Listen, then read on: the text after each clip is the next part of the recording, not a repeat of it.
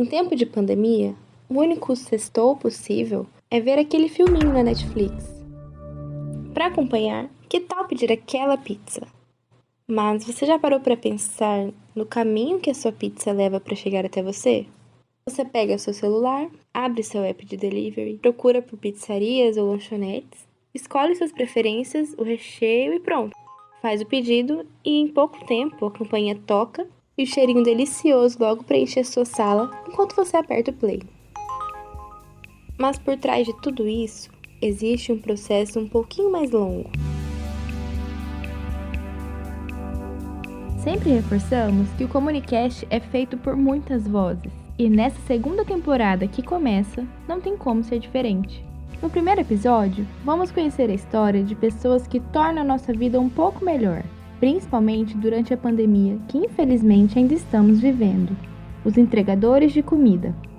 Meu nome é Letícia Rosa, e juntamente com meus colegas Matheus Silva e Márcio Ribeiro, vou te ajudar a conhecer essas histórias. Então coloca o fone de ouvido, que Vida em Quarentena já começou.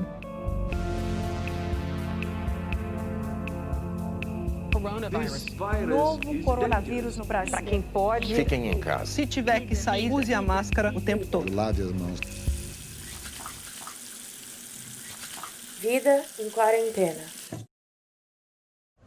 Meu nome é Marcos Amaral, eu tenho 35 anos. Meu nome é Stephanie, eu tenho 19 anos. Meu nome completo é Gilmar Almeida de Lima, tenho 34 anos. Meu nome é João Paulo, eu tenho 24 anos. A gente começou as entrevistas sempre perguntando como cada um e cada uma começou na profissão. Esse último que você ouviu é o João Paulo Cerqueira. Ele é meu namorado e começou com as entregas para que a gente pudesse realizar um sonho juntos, casar e comprar uma casa. E é claro, não tinha como eu não contar essa história aqui.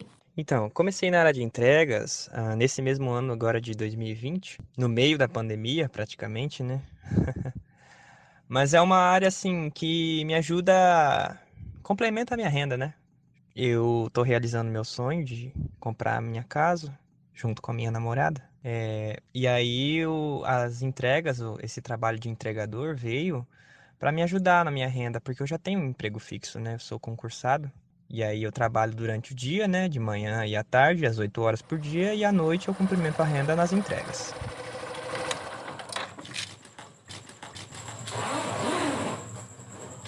Boa noite. Pérola? Boa noite. Tá certinho?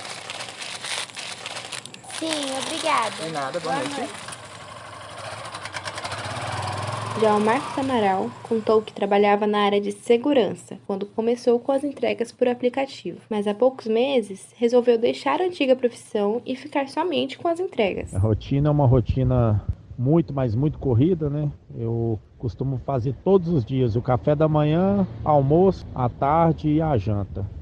Então eu logo todos os dias em ponto às 9 horas da manhã e costumo ir até às 10h30, 11 horas. Inclusive em finais de semana eu costumo rodar na madrugada.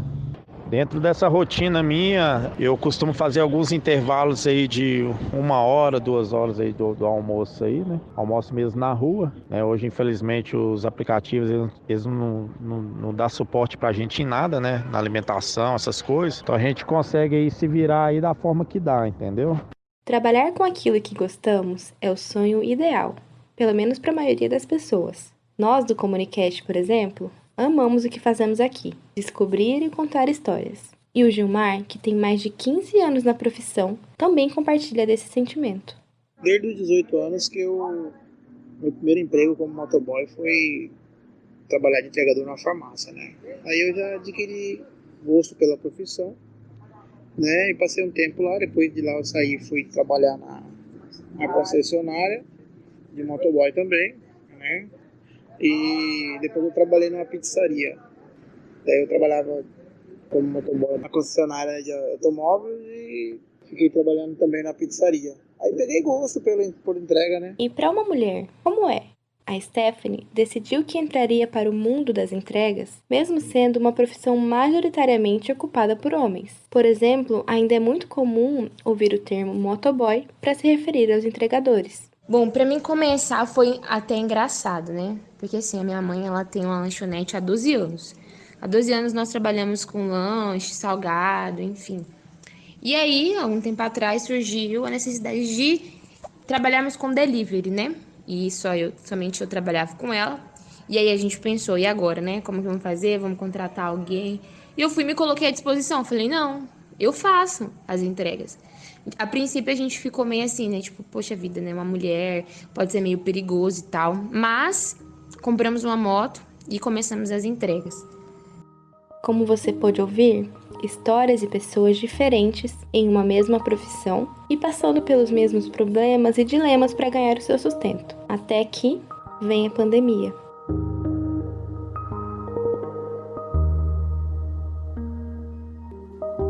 Eu notei também que muitos ainda insistem em ver o motoqueiro como o doente dessa crise toda. Eu me lembro que eu fui na casa de um cliente e, cara, ele abriu o portão assim, sabe? Eu não vi ele só abriu o portão.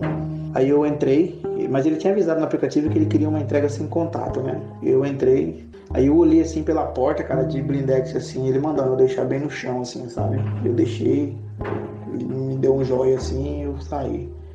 Foi um sentimento muito ruim. Então a gente sofre muito preconceito. Por quê? Porque a gente trabalha no dia a dia, então às vezes a gente não tá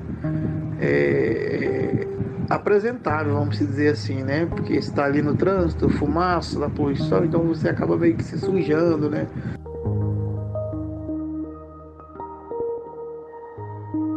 Quando você recebe lanches, comida, entregas, você diz boa noite durante aquele minuto do pagamento? Você pergunta como foi a entrega? Imagina a vida de quem já passava por dificuldades, acúmulo de trabalho, o trânsito e agora tem mais um perigo, a contaminação. Eu sou Matheus Silva e vou contar um pouco sobre como os entregadores e entregadoras têm se cuidado para enfrentar a pandemia.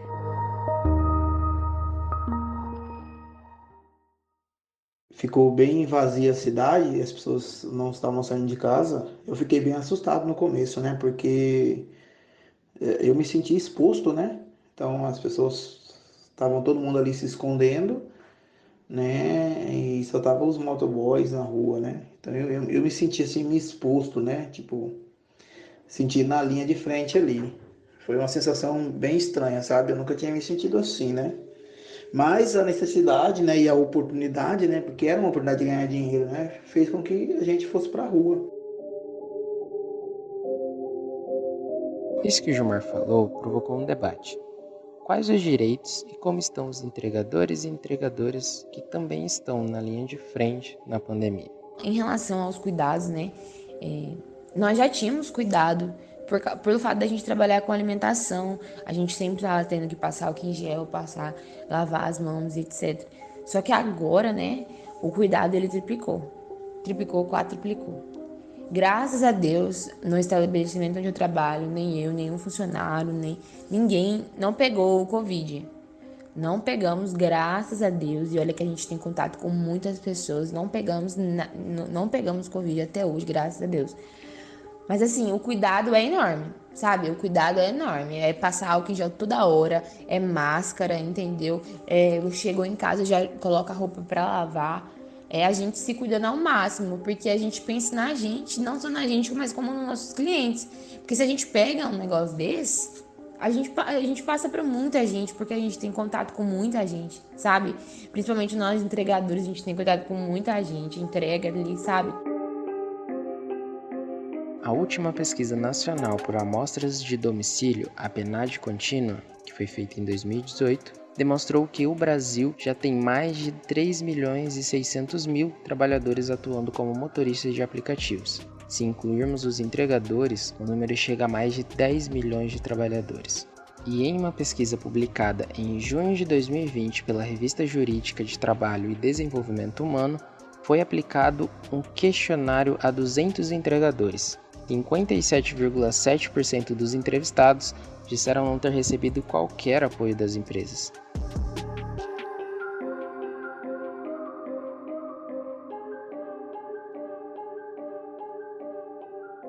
Ela só nos trouxe alguns reconhecimentos, né? Muitas pessoas agradecem pra gente, só vocês mesmos, pra estar nos ajudando e tal. mas outras não, outras para eles é tudo normal. Como o Amaral apontou nessa última fala, os entregadores estiveram desde o começo da pandemia na linha de frente, atuando como serviço essencial contra a disseminação do vírus. Mesmo assim, foi necessária uma mobilização nacional e diversos protestos para que as plataformas ao menos viabilizassem medidas de proteção para os trabalhadores. Eles cruzaram os braços para pedir atenção sobre um problema que cresce a cada dia: a falta de benefícios trabalhistas dessa categoria que hoje não tem vínculos, muito menos direitos. A Associação dos Motofrentistas de Aplicativos e Autônomos do Brasil estima que existem de 50 mil a 70 mil entregadores em São Paulo. E em julho desse ano veio a mobilização. A paralisação seguida de protesto pelas ruas da capital paulista também aconteceu em várias cidades do Brasil.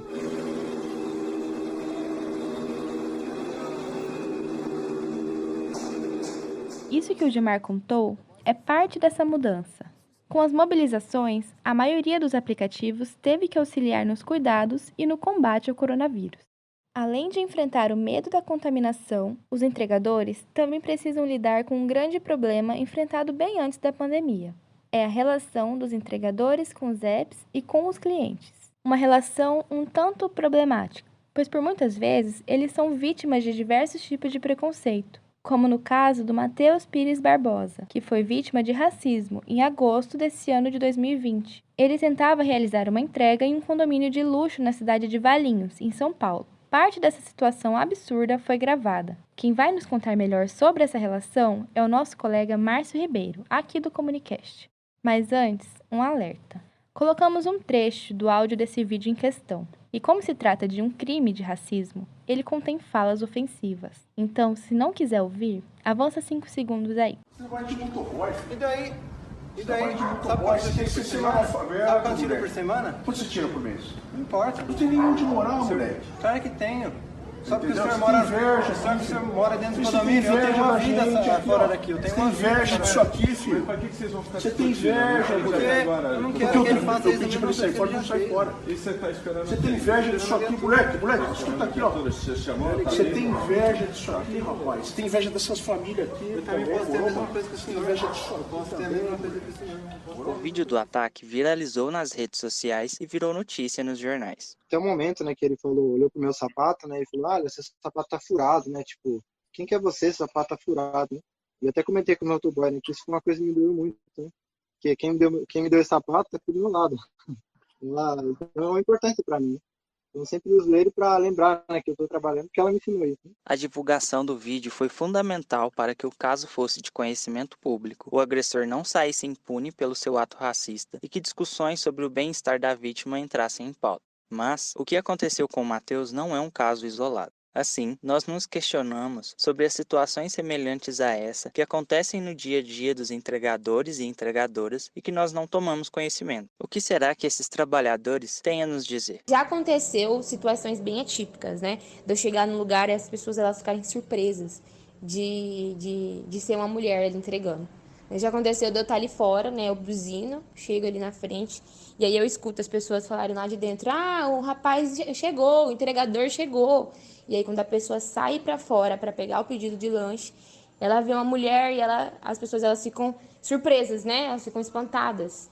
Outra coisa que acontece também quando a gente está entregando, a gente está passando na rua, pessoa que mexe, pessoa que buzina. E aqueles comentáriozinhos de homem que sempre tem: nossa, mas essa menina que tá entregando, que linda! Nossa, mas eu vou comprar mais lanche lá na Rose. O nome do lugar onde trabalha é Rose Lanches.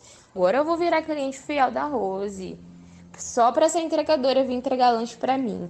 Isso rola muito, sabe? Muito mesmo. Rola muito mesmo. Mas a gente tem que... Eu aprendo a lidar, né? Aprendo a lidar e a partir do momento que não me desrespeitou, eu fico na minha. Mas no momento que me desrespeitou, eu já falo também, porque eu não sou daquelas que fica quieta, não. Eu já falo.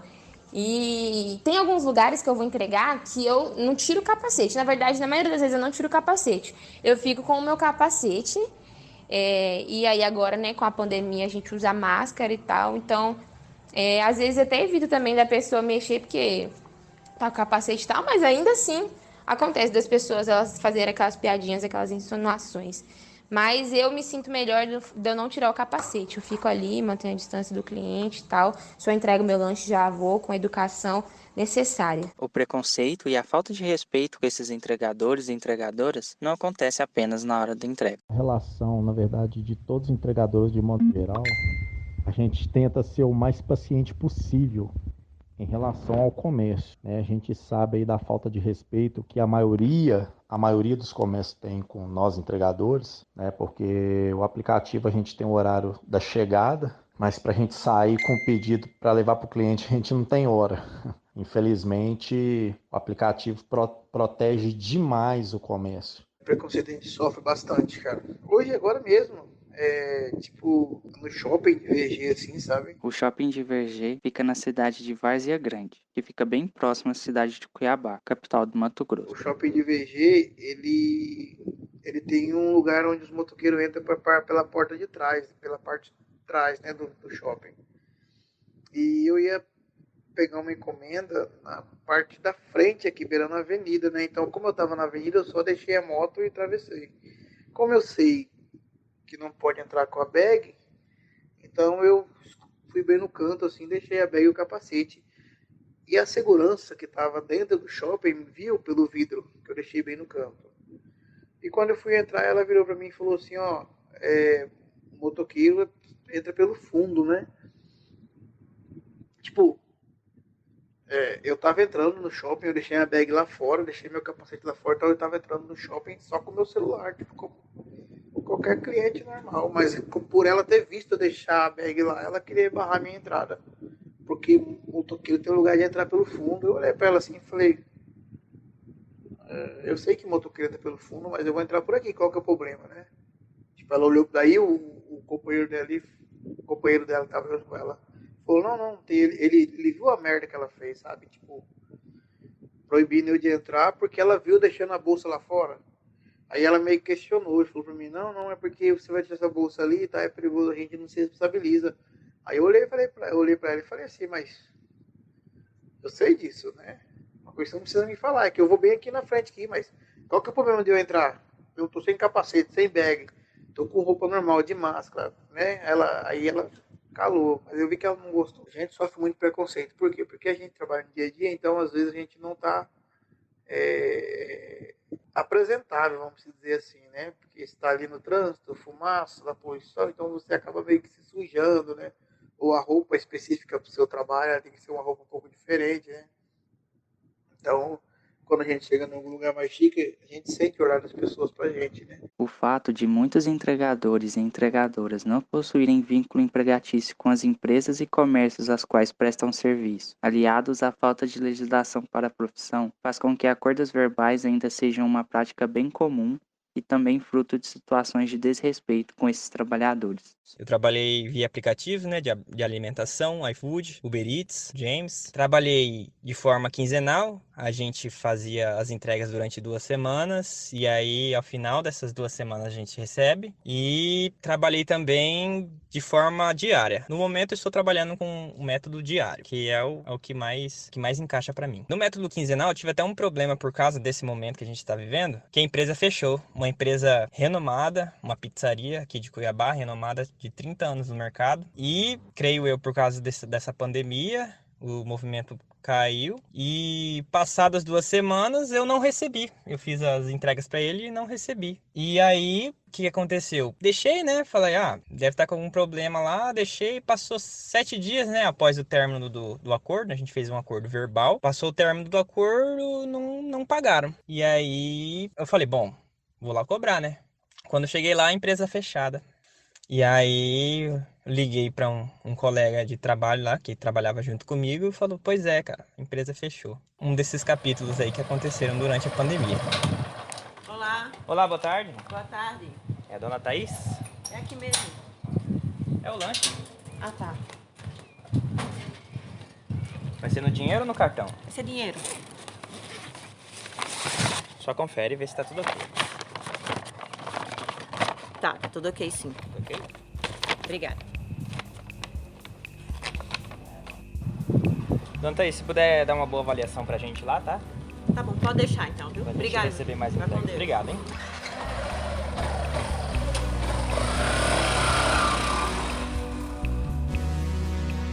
machismo, o preconceito social e racial não são consequências da pandemia de agora?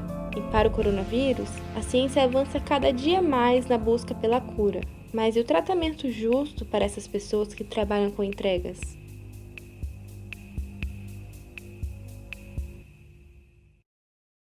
Esse episódio teve a produção, narração e edição de Letícia Rosa, Matheus Silva e Márcio Ribeiro. A supervisão foi do professor Luan Chagas.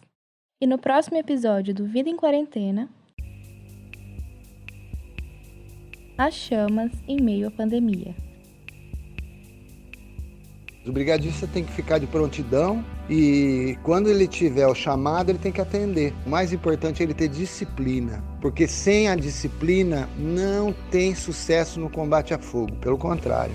Quando a gente vê a queimada, a gente fica muito triste de ver, porque não pode acontecer isso. E a gente vai realizar o grande encontro aqui com toda a população indígena do Xingu para a gente debater a questão de queimada, para a gente começar a ter cuidado com fogo. O que eu tenho visto, em linhas gerais, é uma grande quantidade de animais mortos, especialmente animais de pequeno porte que não conseguem fugir da linha de fogo. Então, os que não morrem carbonizados dentro das suas tocas morrem em agonia, né, asfixiados. O que eu sinto de apreensão, vamos chamar, né? É que eu moro em meio a uma mata, entendeu? A minha casa é cercada de árvores. Então, se o fogo continuar progredindo e chegar aqui na minha casa, além de queimar o mato que eu amo, também vai queimar a minha casa. Novo coronavírus no Brasil. Para quem pode, fiquem em casa. Se tiver que sair, use a máscara o tempo todo. Lave as mãos. Vida em Quarentena. O Vida em Quarentena tem apoio da Pró-Reitoria de Assistência Estudantil e da Coordenação de Extensão da UFMT. Esse podcast foi produzido pelo Comunicast, um projeto de extensão da Universidade Federal de Mato Grosso.